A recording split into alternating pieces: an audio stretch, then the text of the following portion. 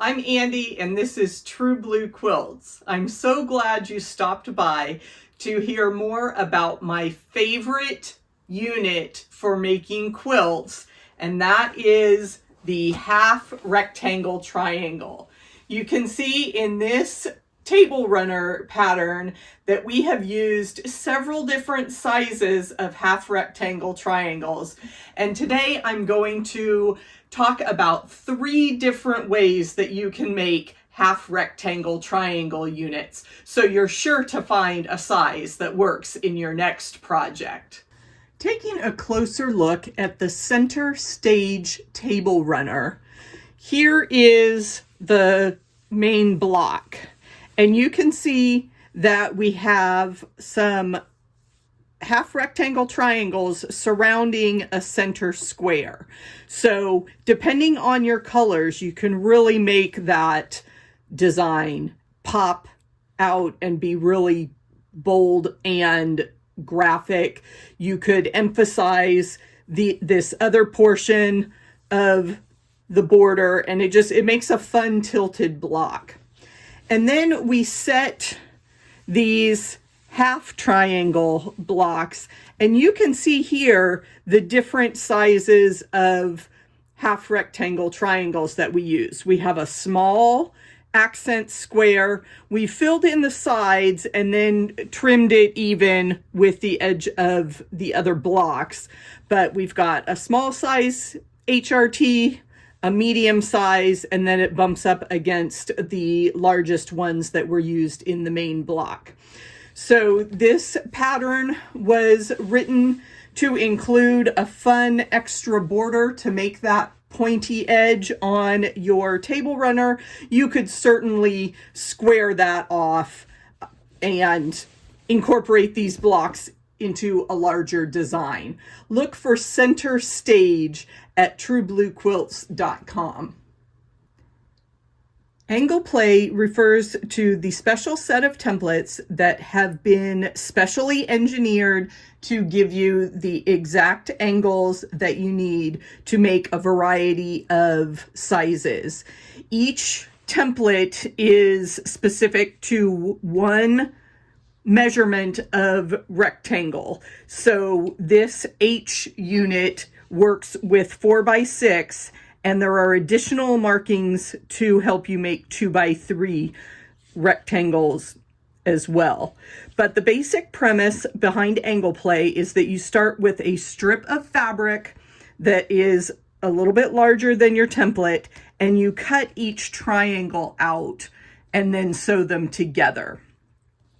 An alternate method is Latifa Safir's HuRTy ruler. HuRTy is her play on half rectangle triangles. And she came out with larger rulers that have markings for multiple sizes. They're all based on the same basic ratio. So for instance, the 2x3 that multiplies to get you a 4x6 is one ratio that is included in the HuRTy rulers as well. So you use one side with the measurements to cut your rectangles, and then you turn it over and it's got the alternate markings for cutting the triangles. So it's the same basic concept of starting with a rectangle and cutting it in half to find your triangles to sew together. Now, taking what I learned from that concept, I realized that you don't need a special ruler or template at all. You can just cut your rectangles, whatever size you need them to be. So I started doing that when I made the little bit different patterns. And let's say we want to do we'll go something that's not one of my angle play sides. We're going to finish with a 2x5. So I'm cutting my strip a little bit larger, 2.5 by 5.5. And then we're going to cut that on the diagonal. And the diagonals are really important in half rectangle triangle units because your blocks are either going to go uphill or downhill, and you need to know which one is which in the pattern or diagram. So I'm just going to assume this is a downhill cut, and I always imagine my rectangle standing up tall with the shortest side running horizontally, and then I know my cut goes downhill. Of course, if I turn my block sideways, then my diagonal runs uphill, but I always want to base my decision of uphill or downhill when the rectangle is standing tall. Then we want to swap our fabrics so we have our dark and light together.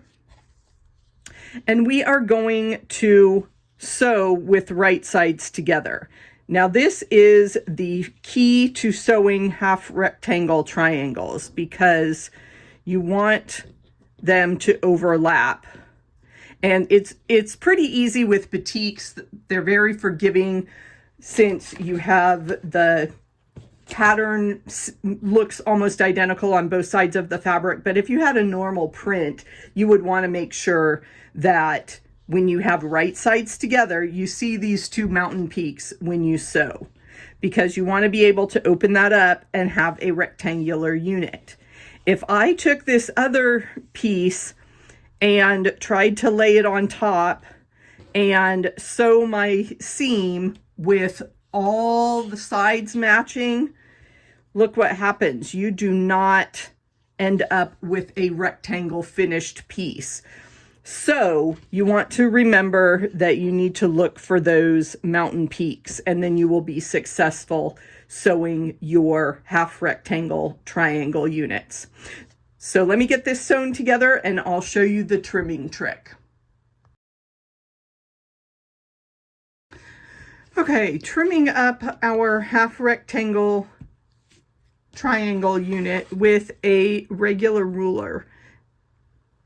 I was anticipating a 2x5 unit, which I ended up with, but as we know with seam allowances, this would only end up at 1.5 by 4.5 if we sewed this unit into another block. So we have to take into account our seam allowances. So if I'm using this 2-inch wide, I would need to come down to about here because I'm looking at that 1/4 inch and I want to put that 1/4 inch intersection right on the seam line here. So we would want to, like if we had maybe we wanted a really long and narrow, like 1x4 half rectangle triangle. So again, I'm going to aim for that intersection line right on my seam line, and I may need to tilt it a bit. And actually I'm coming over here to the 1.5 and the 4.5 so that with those seam allowances you can get that diagonal going right into your block. Because if I just trimmed this off right here to make my 1.5 by 4.5, you can see that seam allowance would not go to the corner of your block. So you do need to do a little bit of adjusting if you are trimming with a standard ruler. No matter which method you choose, you can have fun creating half rectangle triangles for these quilts.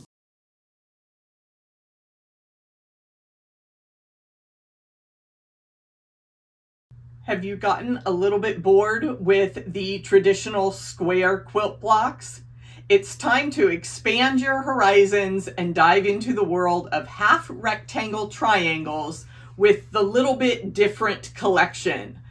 These quilt blocks are a stretched version of some classics that have been adapted to a 6x9 inch rectangular block instead of a 6 or 12 inch block that you typically see with quilt samplers. For the month of May 2024, we're making the tall tulip block. And this is a variation of a block that I have seen done in the traditional square format, but I wanted to adapt it for my little bit different collection. That's right. We had so much fun in 2023 playing with stretched quilt blocks that I have developed a new series of quilt blocks and added them to the little bit different collection. So stick around and let's grow our garden of tall tulips. The cutting for this block is very simple. We just have our three colors. Our background, I'm using the blue. My flower is going to be this hand-dyed purple, and then I've got a plain green for the leaves. And you pair your leaves and your flower with the background, and these are going to be our half rectangle triangle units. And then we've got our additional pieces because this block is laid out as a 9 patch. Half rectangle triangles go in opposite directions, and I always imagine moving left to right across my fabric, and then I know if I'm going uphill, I'm traveling from bottom left to top right, and if I'm going downhill, then I'm traveling from upper left to bottom right. So again, moving across the fabric, it's set up standing tall, so the shorter side of your rectangle is along the bottom, and you imagine your cuts one in each direction. It doesn't matter which is which. The leaves are opposite of the flower color, so whichever way you want to do that, just get them going in different directions. So I will cut these leaves downhill. So again, I want my cut to go from the top left to the bottom right. That makes a downhill cut. And then this other one is going to be uphill. So I reposition my ruler and just make the uphill cut there. Now, when I sew, I need to sew my two fabrics together. So I just make sure they are my opposites there, and I just put them right sides together. It's with the hand dyes, they're almost identical on both sides. Same with batiks.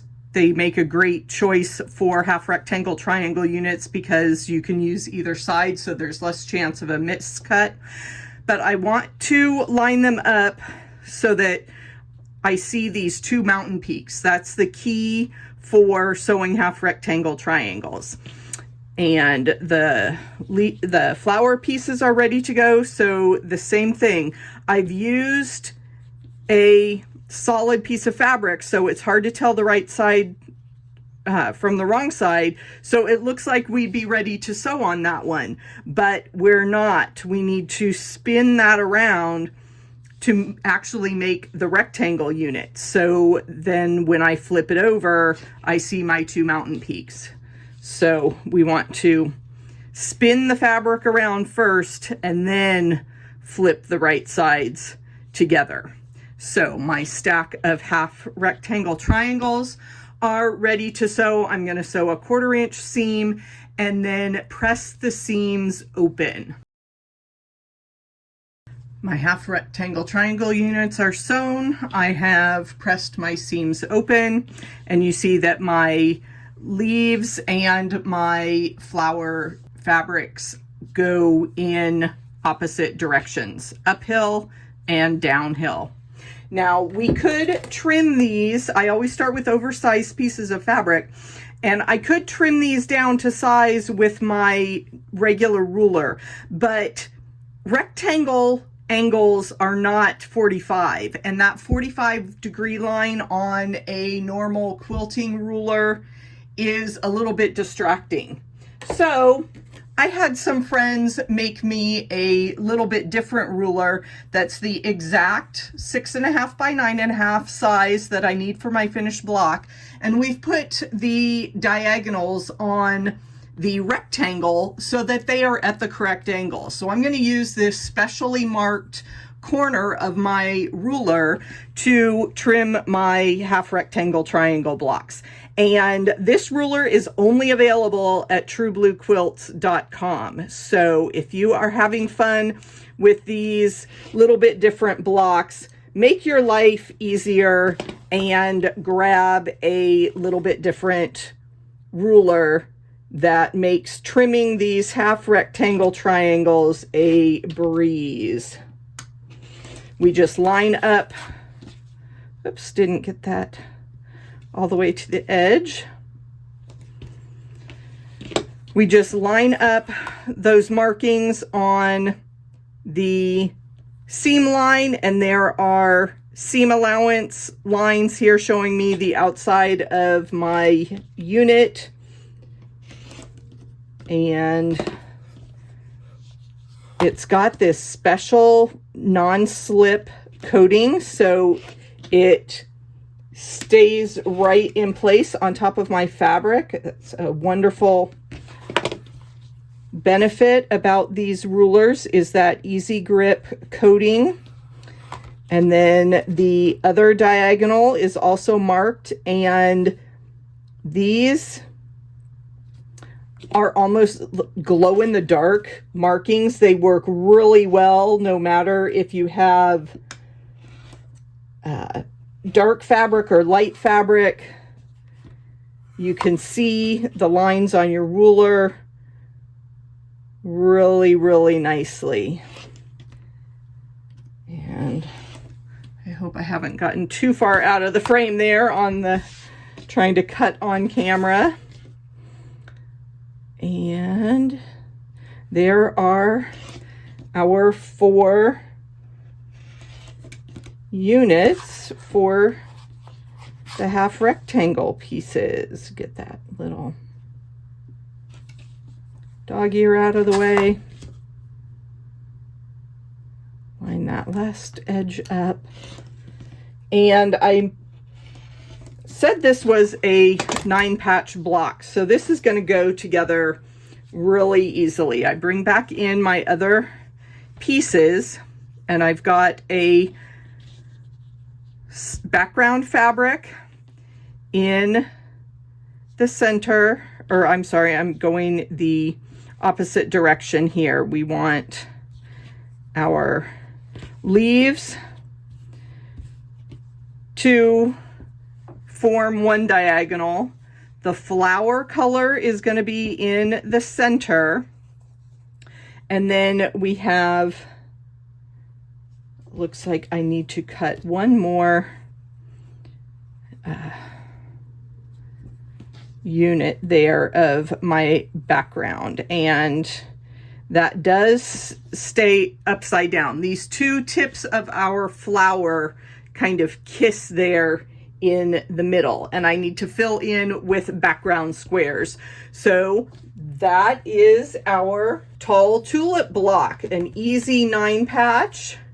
And you can, if you swap the diagonals of these blocks, see, they won't kiss that way. You can't make your flower tilt the other way, but this, the one I showed earlier, tilts the opposite direction. So you can have a lot of fun tilting your blocks in different directions across your quilt. Really make those flowers dance and bring your garden to life there. So here are the other 2 background squares, and we are ready to sew our 9-patch together. Ta-da! Here is the finished tall tulip. If you would like details about the sizes of fabric I used and more information about the Little Bit Different collection, please visit truebluequilts.com. What else can you do with these tall tulips? Well, make a bunch of blocks. Scrappy would be great, and put them in the flower market pattern. This is a digital download that you can find in my online shop. I recently got a sample of this new collection from Island Boutique. It's called Reflections, and there are some gorgeous purples in there that just screamed tulips to me. So I put them together in this fun little table runner. So you have lots of options with your quilts. You can make just a few blocks, make some smaller projects, put a bunch of blocks together in a full quilt. I can't wait to see what you make. It's a new month and I have a new quilt block for you from the Little Bit Different collection. And I made it in brand new fabric and designed a whole new quilt. Let me show you what happened. Here is the Gemini block. As you know, with our Little Bit Different collection, we are making all of our blocks the non-standard 6" by 9" size. And for this design, I wanted to work in a 4-patch. So that creates half rectangle triangles, which you see in this block. And then I added some accent corners there. It almost looks like a butterfly, which is what I chose as the focal fabric. Now, I like to work with 3 colors, pulling something from that focal fabric to be my accent color, and then of course the background. But this would also look good as a 2-color block. So you'll have to share your ideas with me and let me know which version you like best. Working with rectangles means you have an additional challenge because they don't rotate as easily. You have to create the left and the right versions. I call them uphill and downhill triangles when I'm looking at the HRT units. But in this block, the rectangle portions are also directional. So pay attention when you're piecing these blocks, get everything lined up correctly before you sew. Here's an idea for a quilt using the Gemini blocks. Make several in both directions and just line them up in rows, and you have a really easy throw quilt, row by row quilt with the Gemini blocks dancing across your quilt. When you group the Gemini blocks in sets of 4, you can then make an 8-point star, which is really fun. Lots of different color options that come out here with the triangles and the different accent blocks. So just have fun with this. Let's take a closer look at the 2 different directions of these blocks and how the pieces go together, some things to keep in mind when you're piecing. Now, I refer to the triangles as downhill and uphill, and you can see that with the slant of the triangles that I'll point out here. Now, when you are piecing the accent rectangles, keep the accent at the bottom. So on our downhill unit, we want the accent on the bottom right, and then the longer triangle will be to the left.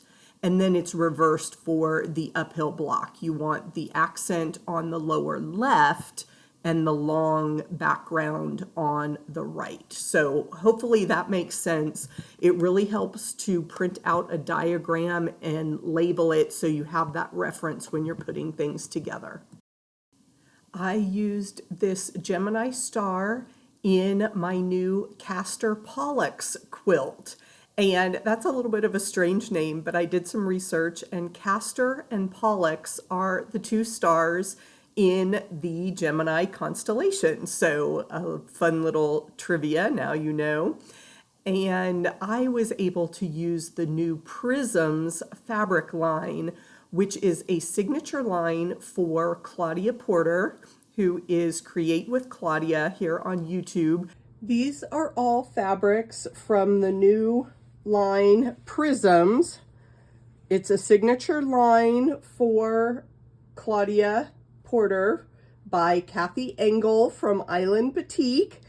And I just love these saturated jewel tones. I paired the pink swirls and the multicolored dots, so that just is a beautiful combination.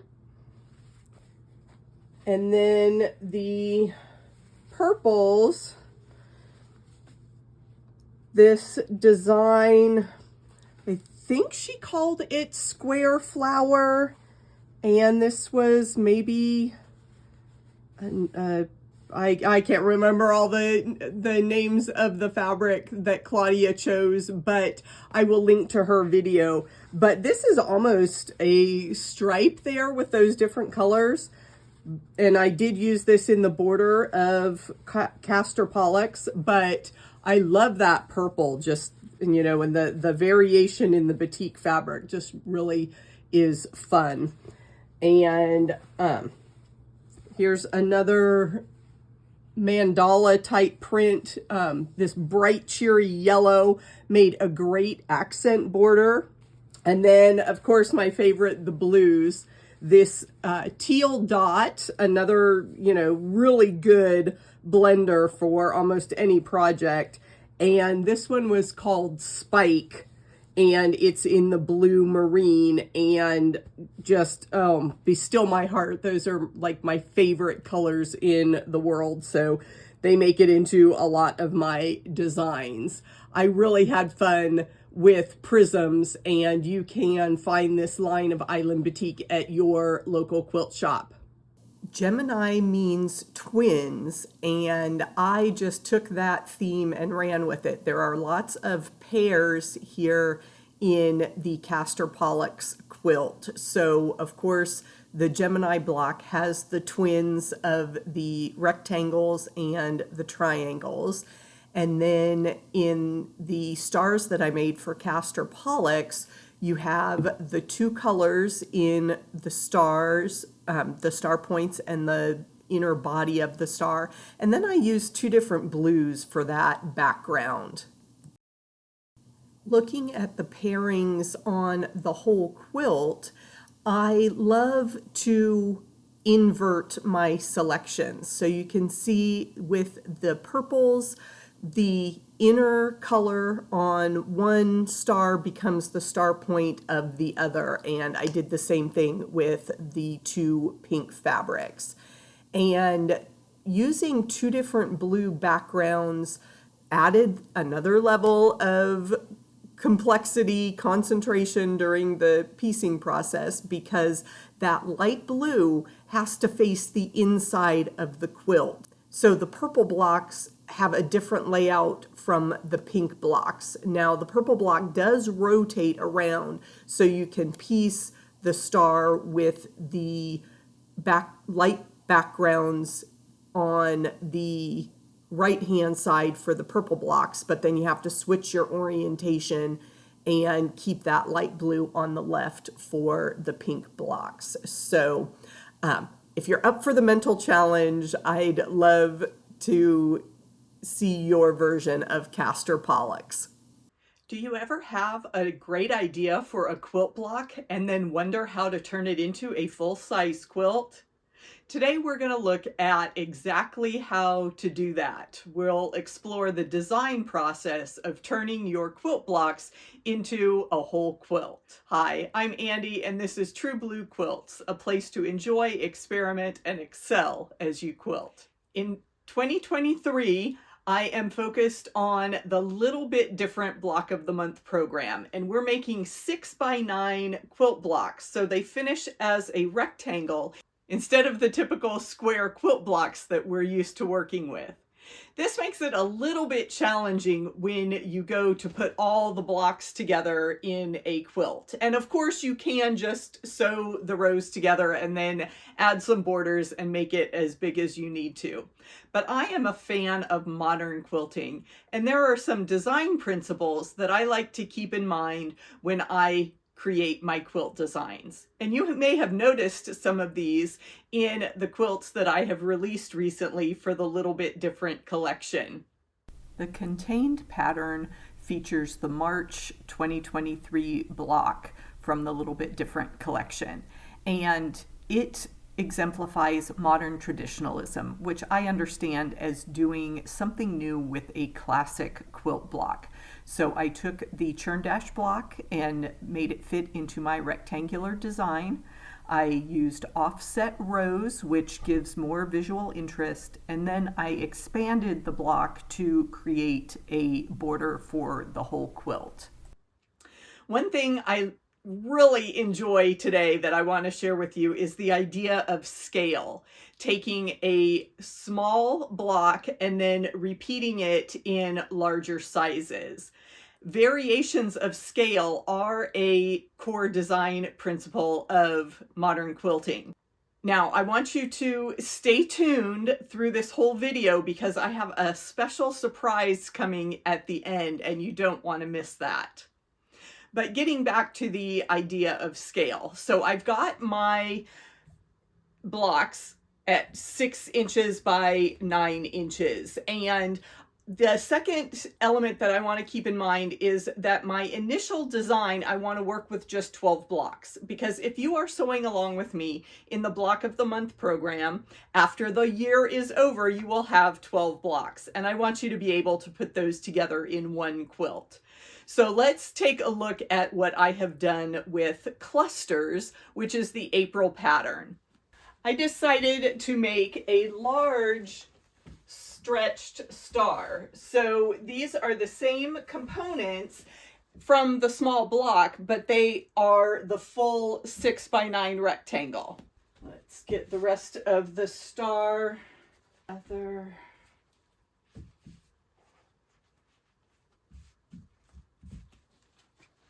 And then I just fill in with my background squares. So I've got a large star that's going to come in here, and now let's grab the original stretch star blocks. The next design element I like to play with, I've got my scale differences going on there, but then I like to play with an alternate grid. So instead of just working with my rows, I'm going to set this on the diagonal. So I'm going to arrange these blocks to fill in this other corner of my quilt, and I'll put 6 of the blocks on this corner, and then I'll fill in the other 6 below this star, and I'll add my additional background squares in here to fill in that negative space, which is yet another design element of modern quilting. So if you'd like to explore some more of these ideas, check the video description below for more resources on modern quilting.